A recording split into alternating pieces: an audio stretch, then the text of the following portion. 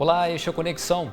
O Brasil é um país de muitas tradições e os números não deixam dúvidas. O último censo escolar registrou 3.345 escolas indígenas, com um total de 255.888 matrículas. Orientando esses estudantes, 22.590 professores. Mas em que condições eles trabalham? Os recursos são suficientes? A gente vai conversar agora sobre iniciativas que promovem a inclusão indígena na educação e quem me ajuda nessa tarefa é o professor Algemiro da Silva Caraimirim. Também conosco aqui no estúdio a Ana Paula da Silva, que é pesquisadora do Proíndio da UERJ. Muito obrigado pela participação dos dois aqui no Conexão. Começo perguntando para o professor. Professor, a gente viu que são muitos estudantes indígenas no Brasil matriculados.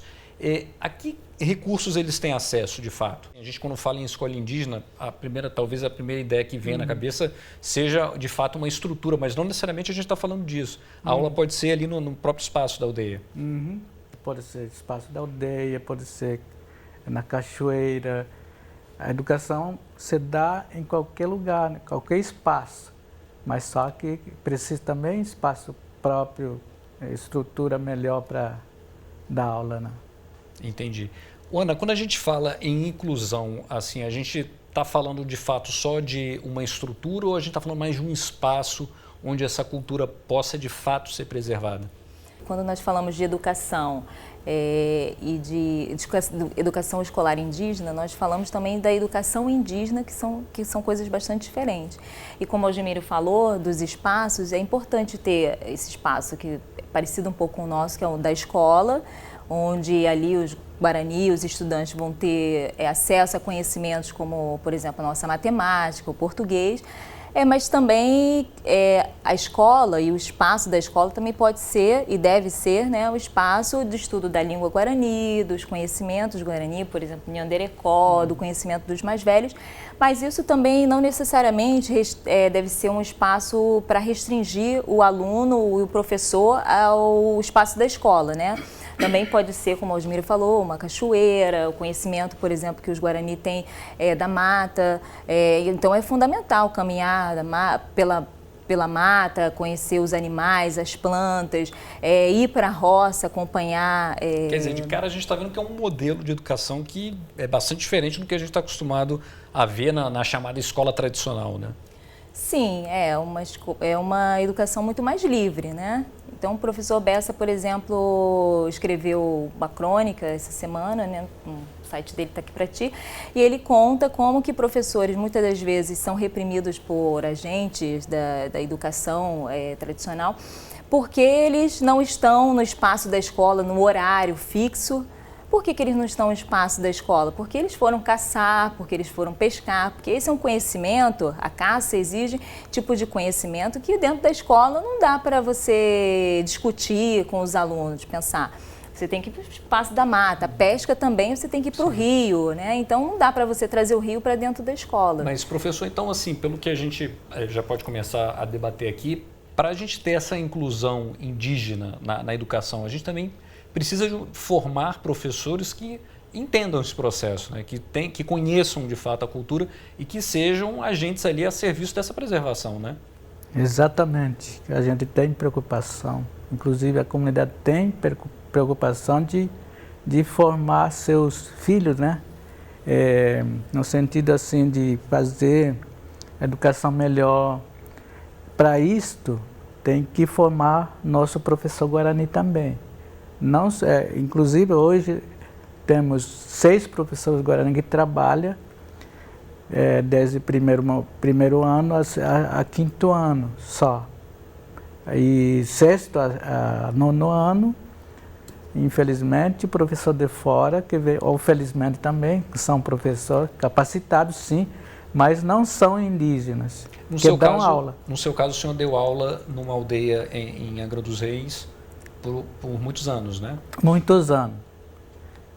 Mas naquela época era só de 1º a 5º ano, que a escola não era reconhecida para trabalhar no 2º segmento. Então hoje temos de 1º ano a 5º ano, 6º a 9º ano. Em qual aldeia que o senhor deu aula? Aldeia Sapucaí de Bracuí, Angra dos Reis. E qual que é a etnia ali? Pra gente entender. Etnia Mbuá Guarani, ou Guarani Mbuá. E nesse caso, como é que funcionava? Assim, a aula era ali mesmo, no espaço da aldeia? A escola foi reconhecida só a partir de 2005, a escola nossa, colégio agora, né?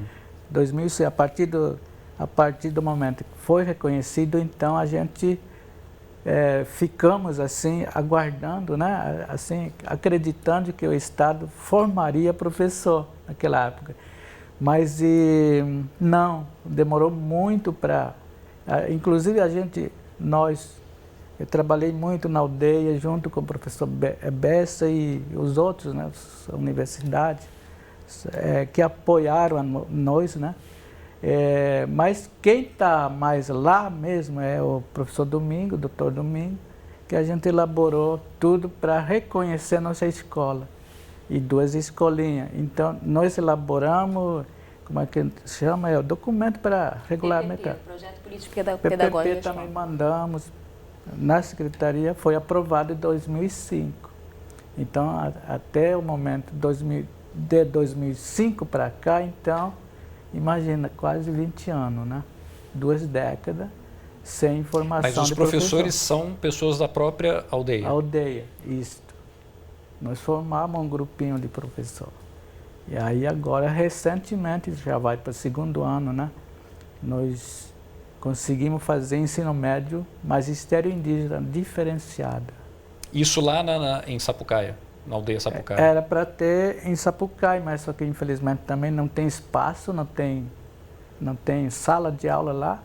Então nós conseguimos, claro, através do projeto também, o Estado conseguiu, né, uma sala de aula lá no CEAV, do Estado, né? Então, CEAV fica dentro da cidade. Agora, o MEC tem um programa de formação de professores indígenas também, né? Sim, tem, que o Algemiro faz parte, né? E o Valdir e alguns professores que atuaram ou atuam dentro das escolas indígenas de formação de professores. Então, através desse projeto, nós conseguimos discutir, pensar um pouco essa questão da formação e também, junto com os professores, elaborar alguns materiais específicos para as escolas indígenas, como, por exemplo, a gramática, né? Estamos também fazendo um vocabulário, algumas histórias são tradicionais para o uso dos jovens e das crianças também que estão nas escolas, porque é necessário a formação de professores e também a criação de materiais específicos, né? Objetos tecnológicos, como alguns pesquisadores chamam, que atendam às necessidades e às especificidades das escolas indígenas, dos alunos indígenas, né? Porque é isso, a escola indígena, ela não tem que ser um espaço de fortalecimento, né? Fortalecimento da cultura, das tradições, do jeito de ser e viver dos Guarani.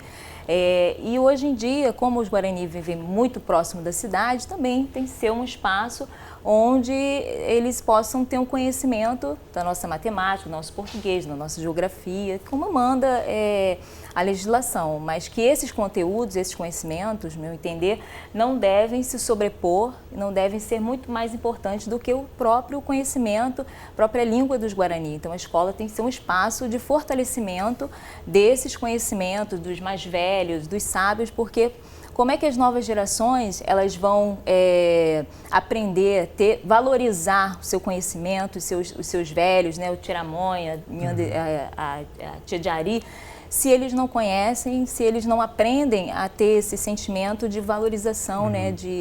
Então, a escola tem que ser esse espaço também de valorização. E também a escola, como nós estávamos falando inicialmente, tem que abrir espaço também para outros lugares onde esse conhecimento ele é transmitido, ele é produzido, como, por exemplo, as roças, matas, os rios, cachoeiras, que são fundamentais. Isso é um esforço extremamente sofisticado, né? Que todo mundo precisa ter, as escolas precisam ter, porque a gente vai contar agora uma história de alguém que tentou levar o filho, um filho indígena, para uma escola tradicional e teve dificuldades. Eu vou falar agora com o cineasta Alberto Guarani. O Alberto, tudo bem? Tudo. Bem-vindo aqui ao Conexão. Eu soube que você teve uma experiência que foi um tanto complicada com seu filho, né? Você tentou levá-lo para uma escola convencional e não funcionou bem, né? Isso, e até hoje, primeiramente eu quero agradecer o convite, né? E também E dar boa tarde assim, para os parentes Algemir e a Ana Paula, no qual que eu conheço. E boa tarde a vocês aí.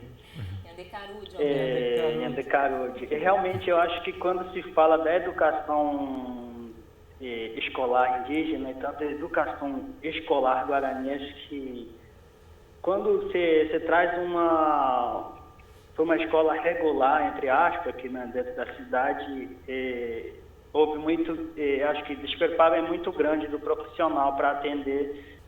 E porque, especificamente assim, aconteceu com ele porque a escola não teve essa preparação de recebê-lo, né? Isso me mexeu muito um pouco assim comigo, porque que quando um Guarani vem Porque sempre eu falo, né, para o Guarani não existe essa educação diferente, separa um do outro, né? Porque dentro da aldeia, os mais velhos são os guardiões da memória, e os homens são os guardiões das histórias, e as crianças são donas da liberdade, né? Então, com essas liberdades, esses três movimentos, eles vêm aprendendo essa educação, né? O que é educação? Então, quando cai numa cidade, parece que cai de uma paraquedas, cai para outra língua, né? Então, e isso as pessoas pegam como se fosse colocasse num saco de farinha. Imagina você colocar um grão de milho no meio do arroz. Então, acho que eu me senti isso com o meu filho dentro de um sistema, né? Que o sistema não está preparado para receber uma outra cultura. Mas ele, né? ele chegou a ser hostilizado? Como eu falei, né? Acho que precisa o profissional ser mais preparado, né? Para atender mesmo a especificidade dessa questão da língua, da cultura, do povo indígena, né? Então é por isso que eu fiz o filme, para mostrar que o Guarani são um povo da caminhada, o Guarani são um povo da liberdade, né, que se chama de cidade e aldeia, né, para mostrar essa liberdade de ter ele, que o Guarani aprende não só na escrita, mas aprende também com essas caminhadas. Né. Entendi. O Alberto, queria agradecer muito sua participação aqui no Conexão. Obrigado. Hein. Valeu, a gente está vendo um trecho agora aqui do filme que o Alberto fez, contando um pouco da experiência do filho dele numa escola tradicional, que na avaliação dele não funcionou, né, muito bem. No caso Posso falar? Pode falar. No caso do filho do Alberto, é um caso muito interessante sobre essa temática que nós estamos discutindo aqui, porque ele inicialmente estava estudando em Seropédica e o filho dele foi matriculado em Seropédica. E lá ele teve um tratamento muito diferente do que no município onde ele está atualmente e na Taquara, onde a criança foi. Porque o filho do Alberto teve um momento que, quando ele foi matriculado em Seropédica, ele começou a pedir falar dizia que estava querendo, e a professora levou ele para o banheiro, achando que ele estava querendo ir para o banheiro. Sim. Mas ele queria água, beber água, ele estava com sede.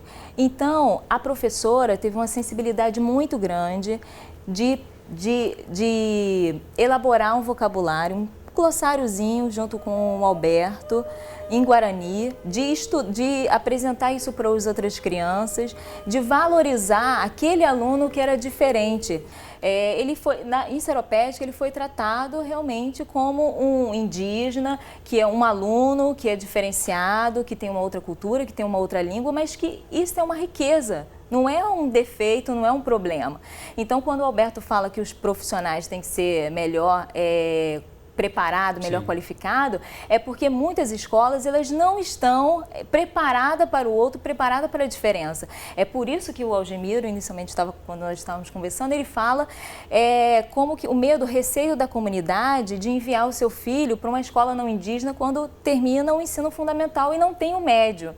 Por quê? Que haja esse tipo de que haja muito preconceito, discriminação, porque os Guarani hoje sofrem na cidade muita discriminação, muito preconceito. As pessoas falam que eles são sujos, que eles vivem pedindo dinheiro, por que fica na rua vendendo? Mas por quê? Porque tudo isso é uma questão de falta de educação. Falta de conhecimento, sabe? Educação hoje é a chave de tudo. Eu quero aproveitar, só te interrompendo rapidinho, para a gente assistir um trechinho da série Guerreiros na Floresta, que está na nossa grade, no Futura Play também, que mostra um pouco desse trabalho de letramento de pequenos Yanomamis. Vamos ver. Educação ensina para nós falar português, contar 1, 2, 3... hoje nós precisamos.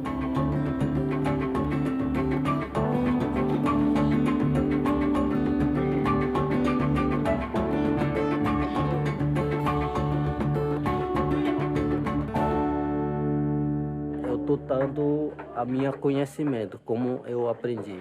Eu estou ensinando um verbo. Eu estou com sono. Você está com sono. Ele está com sono. Esse daí a palavra. Eu estou ensinando.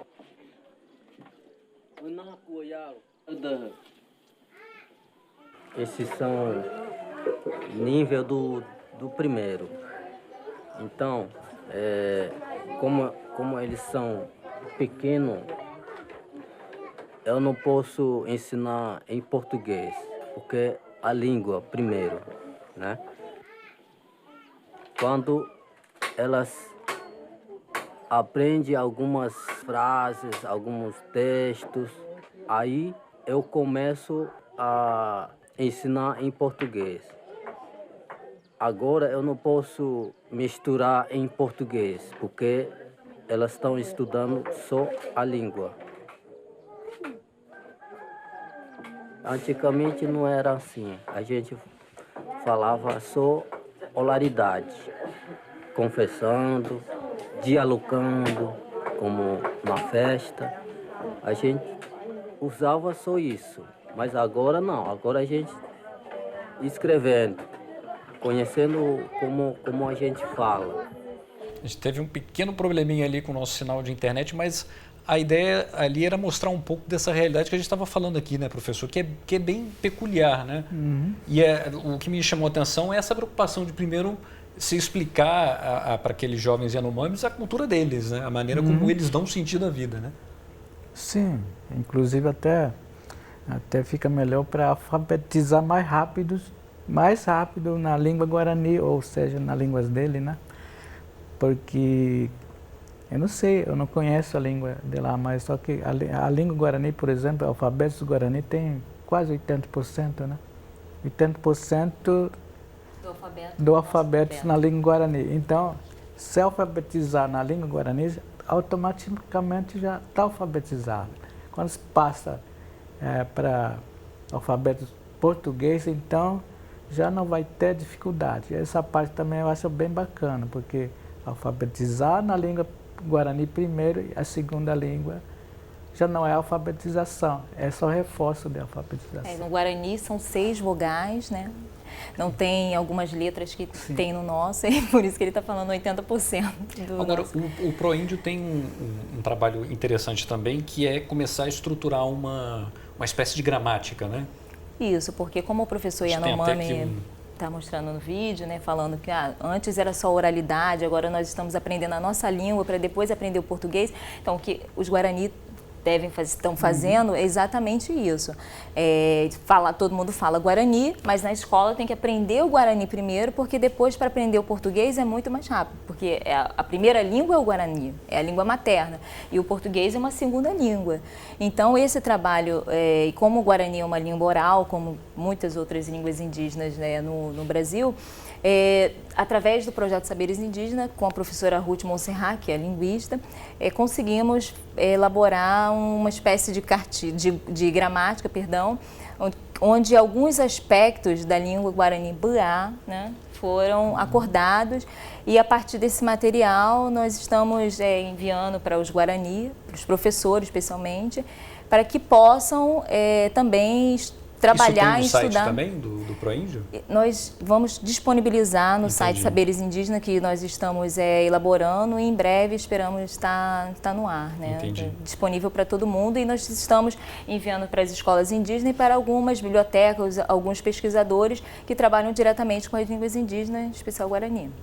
Entendi. A gente está chegando no finalzinho do programa, e antes, não sei se a gente tem tempo, talvez a gente tenha um tempinho sim. A gente já mostrou aqui no Futuro o exemplo de estudantes de Brasilândia, no Mato Grosso do Sul, que criaram um dicionário indígena também. Veja nesse episódio do Faz a Diferença. A alunos da Escola Municipal Antônio Henrique Filho, em Brasilândia, Mato Grosso do Sul, desenvolveram um dicionário ilustrativo das línguas Ofaié e Guarani, duas etnias que habitam o estado. A ideia partiu dos próprios estudantes indígenas e teve o apoio do Instituto Votorantim. Foi dentro de uma das primeiras conversas, de roda de conversa que eu propus. E aí, por meio desse processo que eles foram ali pensando numa atividade que eles poderiam criar, propor.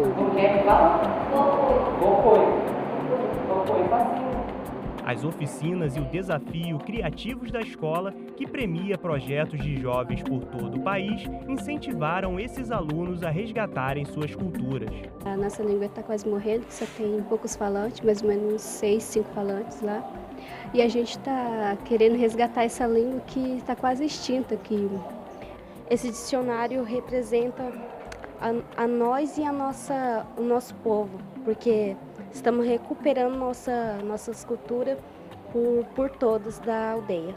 Focoi é tamanduá, fuerá é tatu, cachorô é cachorro, o erê que é bom dia. A gente está chegando no final do programa, mas antes eu queria perguntar para o professor. Professor, na sua avaliação, o que as etnias desejam de verdade quando a gente fala em inclusão na educação?